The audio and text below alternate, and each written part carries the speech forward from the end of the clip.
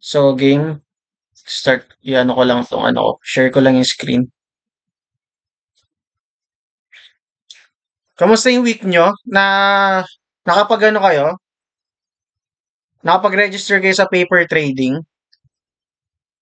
Brian? Trading view? Nakapag-register ka, Brian? Sa trading view? Matagal na ako naka-register, sir. Hindi, yung paper trading. Hindi pa ata. Oo, yun yung sa first video sa last week.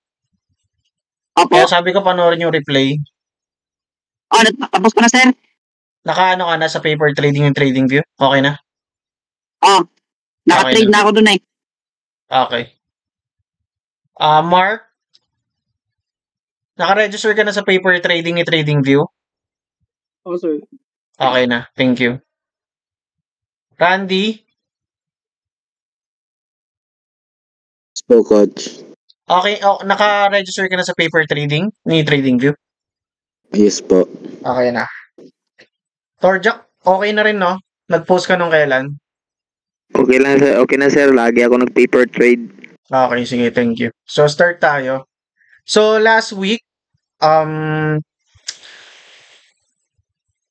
Mark, ano yung napag-usapan natin last week?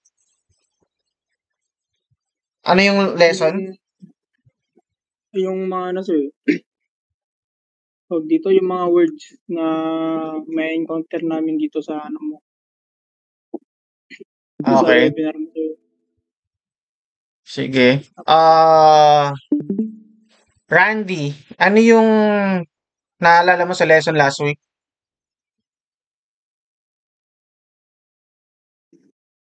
Yung sa yung coach, yung sa buy and sell. Buy and sell. Okay. Yung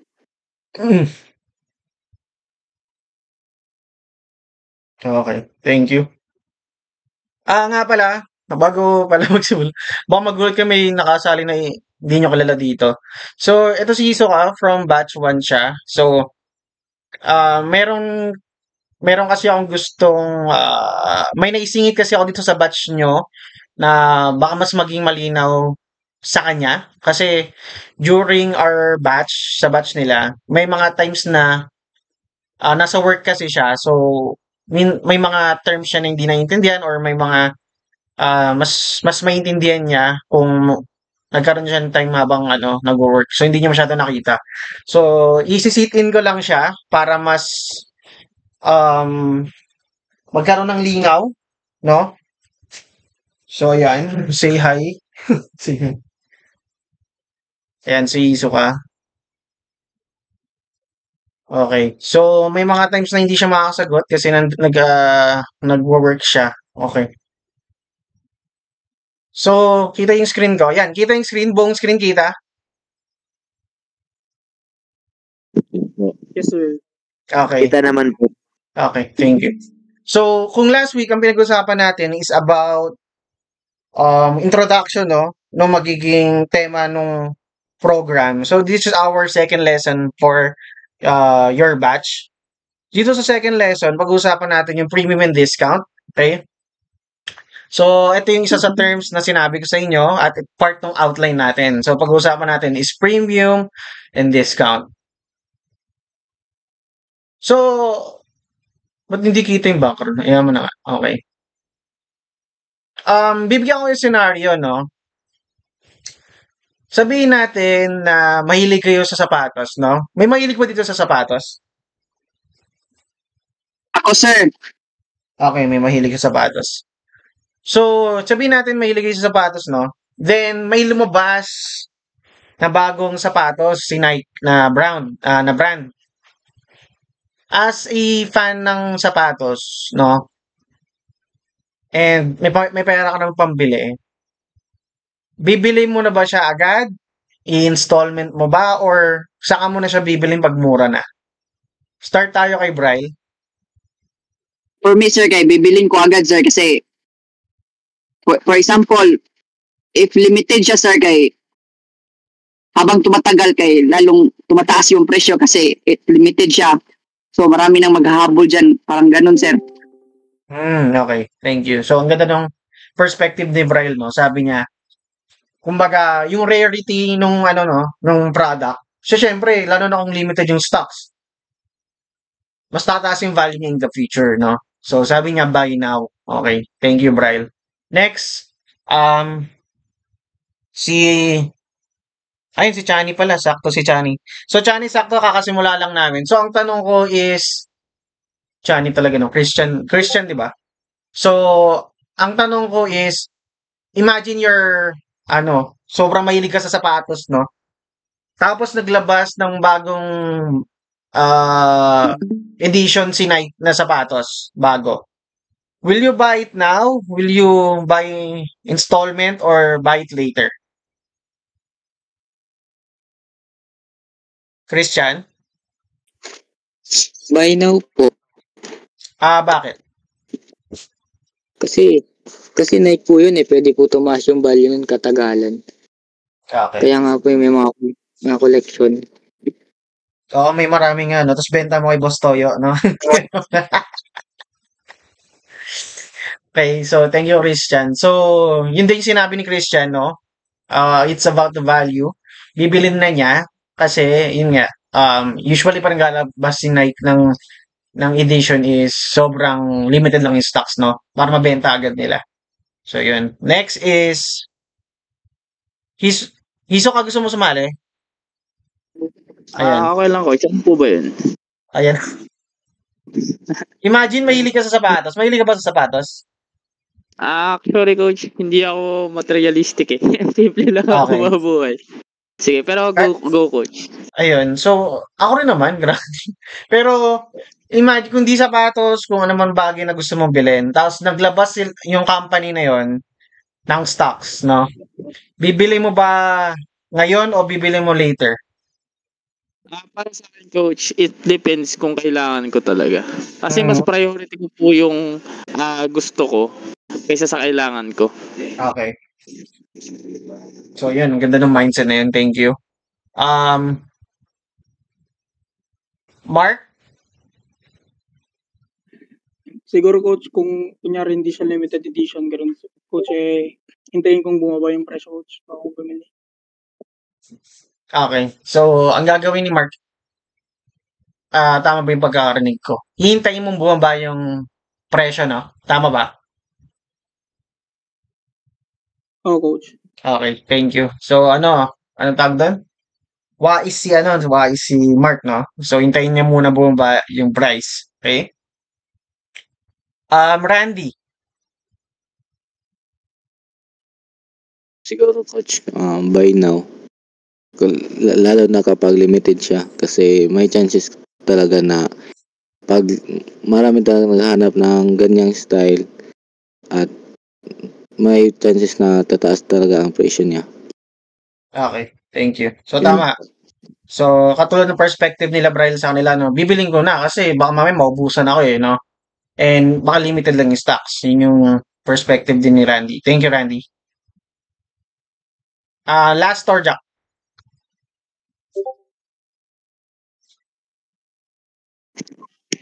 Para sa akin is it depends on ano, it depends on stock na i-release nila. Okay. Kasi pag maraming stock ang i-release, siyempre buy later kay pababa yun ng price nun eh. Kasi maraming stock. If limited stock naman, buy now. Okay. Kasi Thank limited. So, tama. So, maganda yung logic niya, no?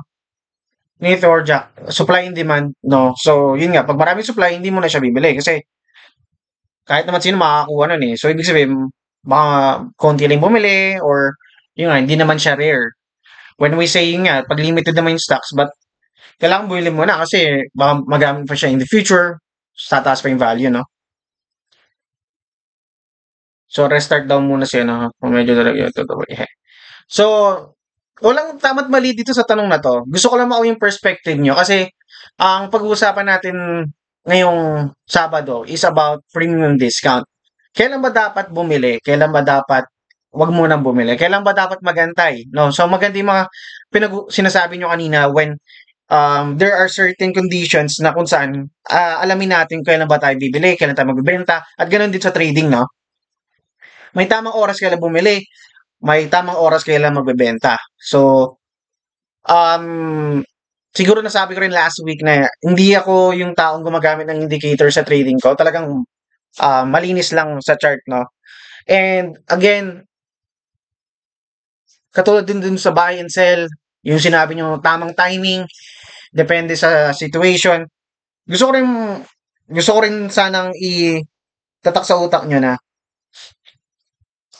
the concept na mga ituturo ko sa inyo is hindi muna entries ha. Kung napansin nyo dun sa outlines is yung entries nasa dulo talaga. Kasi gusto ko munang maintindihan nyo kung ano yung concept itself para pag kayo na lang mag-isa, ito nakikita ko na to. Ganito yung mangyayari, no?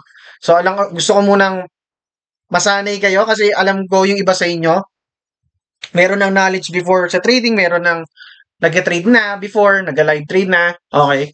So, kaya iunti-unti ko yung ipasok dito sa konsepto ng trading style ko or trading strategies ko para kahit paano malesen yung confusion saka hindi magulo yung utak nyo kasi marami na rin kayong napulot sa social media or sa internet. Okay?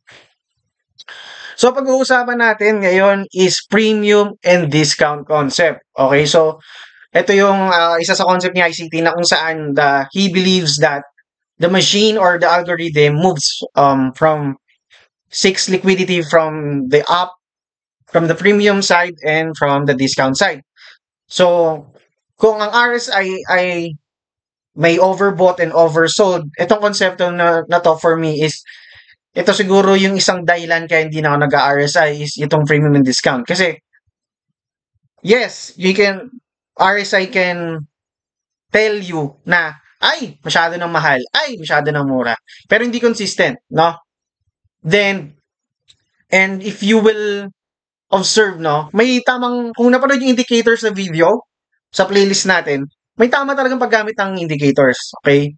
And I use it sometimes sa divergence, pero ginagamit ko siya usually for zoom out, no? Pag tumitingin na malayo sa chart.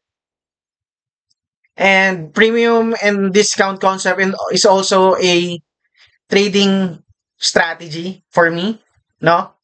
So, mas maintindihan mo to, mas alam mo kung kailan ka po-position. Katulad yung na pinag-usapan natin doon sa buy and sell ng sapatos, yung bagong sapatos. And FIVO is our hero. So, yung premium and discount, malalaman mo siya kung nasa premium or nasa discount na siya if you're using Fibonacci. So, buong concept ng trading ko, makikita mo nag-chart ako, may Fibonacci. Talagang magamit ako ng Fibonacci, no, to identify kung nasa na ba ako sa chart. Okay, so the rest of this webinar, 'di ba, every Saturday tayo, madalas nyo ako makikita na gagamit ako ng Fibonacci. So, yun talaga yung main focal point ng trading strategy ko. Ngayon, ang price, okay, dalawa lang naman yung galaw niya sa market. Umaakyat, bumabagsak. Kahit mag-sideways pa yan, bumabagsak, umaangat yan. Okay? So, when using this premium and discount, malalaman nyo kung kailangan na ba magbenta or kailangan na bang bumili using premium and discount concept. Okay, so pag-uusapan natin dito yung uptrend, downtrend, and sideways. Okay? Ouch, pasingit lang. May ano po ba kayo? Ay, ayun. Okay na po pala. Tuloy mo. Ano yung sasabihin mo? Yung sa may share screen nyo po kanina. Pero kita yung screen? Kita ba? Check ko lang po. Wait po. Sa iba ba kita yung screen ko? Kita naman po, pero hindi nakita yung mukha. Yun lang yung mukha. Kasi nasa yung camera ko gamit sa iba. Ayan. So, continue tayo. So, moving forward, yung mga lessons natin, gusto ko rin ilagay sa utak nyo na price is fractal. Narinig nyo na tong fractal, price is fractal. May nakarinig na ba nito? Price is fractal. Meron na ba nakarinig? Wala pa po, coach. Wala pa. Lalim ng boses niya na. Sino ba yun? Si Randy or si Mark? Feeling ko si Randy or si Mark. Medyo nakakabisado ko na yung boses niya. Okay, so wala pa daw. So when you say... Wala pa. Wala pa. Okay. So when we say price is fractal, ibig sabihin nun, kung nakikita mo siya sa daily time frame, makikita mo rin siya sa 1 minute time frame. Okay? So, the concepts na ituturo ko sa inyo along the way is hindi lang siya pang daily time frame. Okay? Makikita mo siya hanggang seconds kung may pang seconds ka sa trading view. Okay? So, ang max kasi sa trading view hanggang 1 minute. Kung may pera ka, pwede yun ng seconds. Okay?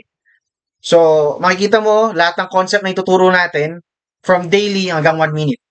Okay? So, magagamit to ng swing trader, ng day trader, ng intraday trader, ng scalper. Okay? So, kung nakikita nyo, itong uptrend, this is part of market structure. So, hindi ako magiging masyadong technical dito. Kailangan ko lang ipakita sa inyo to para mas maintindihan yung sinasabi ko about premium and discount. Okay? So, pag sinabi nating uptrend, ibig sabihin, yung price ay paangat. Okay? Paangat yung price. So, hindi ko lang kung nagsusulat kayo or mag-i-screenshot kayo. So, i-explain lang natin tong uptrend ng mabilis sa basic and yung downtrend. Kasi katulad ng sinabi ko sa inyo, dalawa lang naman ang galaw ng market. Uptrend, downtrend, akyat, baba. Diba? At ganun din, nagre-range din or sideways ang market. Okay? So far, may question ba? And so far, Okay. So kung walang question, so ito yung konsepto ng premium and discount. Okay? So when we say premium and discount, ayan, above 0.5 ng Fibonacci nyo, that's a sell zone. Ibig sabihin mahal. Yun lagi nyo isipin. Pag nasa premium, ibebenta. Magbebenta tayo. I-short natin, isa-sell natin. Isa-sell natin, kung nasa spot ka, i-close mo yung position, ibebenta mo. Kung nasa futures ka, i-short mo. Ibig sabihin, alam mong babagsak na. So, i-short mo yun. I-predict mo na babagsak yung market. Or, i-close mo na yung position mo kung galing long ka. Vice versa, no? Kung makikita nyo dito, pag bumaba sa 0.5 ang price or ano pang asset yan, it's a buy. Okay? It's a buy. So, yun yung konsepto ng premium and discount. Pag nasa ilalim ng 0.5, bibili tayo. Pag nasa taas ng 0.5, magbebenta tayo. Okay? So, tayo next. Ngayon, paano ba, I will assume na iba sa inyo hindi pa marunong kumuha ng Fibonacci. So, ang Fibonacci natin, guys, nandyan sa trading view. Dito sa left side, sa navigation, kiklik, hanapin nyo lang yung tas Fiv retracement. Ba't nandyan? Natakpan. So, punta tayo dito, actual chart. Kung hindi makikita, papalitan ko ng screen.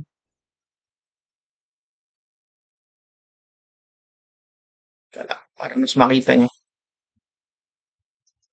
Ayan. Ayan, kita yung chart sa trading view. Yes, coach. Okay. So, dito sa left side, sa navigation area, kung may photo, kung nagpo-photoshop kayo, kung ano man, makikita nyo dito, ayan, click nyo lang tong left side, Fiv retracement. Okay? Ito yung madalas kong ginagamit, Fiv retracement tuloy. Fiv retracement. Okay? So, ayan. Click tayo dito. So, ganun lang kumuha at makikita yung Fibonacci. So, ngayon, papakita ko rin sa inyo paano gumamit ng Fibonacci. So, bago ko i-explain to sa part na to, yung sa uptrend, pakita ko lang yung itsura. So, tayo dito, up, click ko to, favorite retracement, tapos, i-right click ko dito sa trading view, ayan. So, alisin ko muna yan, ba't nandyan agad tayo? Alisin ko to, okay. Ayan. Okay, so ayan. So, nilapag lang natin yung ano. So, pwede mo siyang baliktarin. Ayan. Ayan. So, premium discount. Taas ng 0.5 premium sa ilalim discount. Okay? Yan. So, kung nakikita nyo, sa uptrend tayo magsisimula. Okay, kung paano natin siya ipa-plot sa uptrend. Itong concept ng premium and discount. Okay? So, explain ko muna itong uptrend, no? Again, wala pa tayo dun sa mga MSB, CHOC, BOS. Just the basic para alam nyo paano i-plot yung premium and discount. So, we have, sa market structure, kung hindi nyo pa alam, so, ito yung tsura ng uptrend. So, paano natin ma-identify na kung ang uptrend ang price, no? Pag nagkikreate siya ng higher high, higher low. Okay? Yung HH na yan, HL, meaning ng HH, higher high, meaning ng HL, higher low. Okay? Higher high, higher low. Sisirain, aangat ulit, higher high ulit, higher low. Okay? Ganun ulit. Babasagin ulit tong higher high, tapos gagawa ng higher low. The general rule here sa market structure, basic, hanggat di napuputol tong kung saan yung base ng jump, it is considered na pwede mong sukatan ng Fibonacci or ng premium discount. Okay? Higher high, higher low, higher high, higher low. So hanggat hindi nababasag to, gagamitin mo ulit sa next trend. Kung narinig nyo na yung trend is your friend, yun. So, higher, higher, low. So, hanggang di nasisira yan, kaibigan mo pa rin siya. Higher high, higher low. Hanggang di nasisira, gagamitan mo ng premium and discount. Okay? So, pakita natin sa mga... So, when we measure the premium and discount, week to week tayo. Ibig sabihin, highest and lowest of the candle. So, makikita nyo dito, ayan, low, ito yung low niya, hindi ito yung low, hindi ito yung low, ito yung low na susukatin mo. Ito yung high. Okay? Yung wick na yan, yan yung high. So, kung makikita mo dito, naglapit tayo ng konti. Ang galing nalalapit nga. So, low, high. Okay? Next. So, kailangan ko i-close, hindi siya mababa. Ayan. Lapit ulit tayo, ganun ulit. So, di ba nga katulad sinabi ko, itong higher high na to, pag nasira, okay, at na-respect niya, itong low na to, pwede natin, it's a possibility na gamitin natin siya as our higher low. Sukatin natin yung higher high, kung napansin nyo, mag-bounce ulit yan, under or within the 0.5 or the mean threshold. Basta under, sa discount zone, we buy. Okay? So, kailangan talaga i-close. So, ganun ulit. Hanggang nirerespeto yung higher low, susukatan mo lang ng premium and discount. Okay? So, kahit bumili ka sa mean threshold or sa discount zone. Okay? So, nabasag to. So, nilagyan natin itong Fibonacci dito sa ilalim. Saka dito kung saan nakita mo pababa na yung price.